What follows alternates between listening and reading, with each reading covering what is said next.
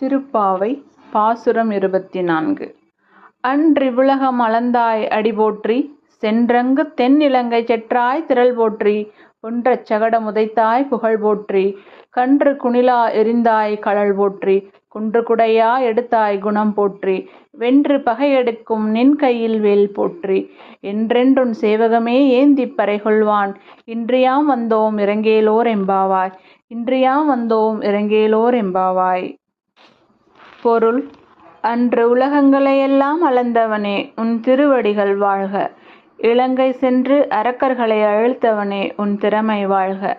சகடாசுரனை உதைத்து அழித்தவனே, உன் புகழ் வாழ்க.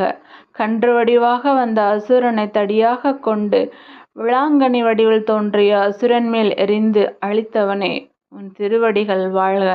கோவர்த்தன மலையை குடையாக எடுத்தவனே, உன் குணம் வாழ்க. பகையை அழிக்கும் உன் கையிலிருக்கும் வேல் வாழ்க.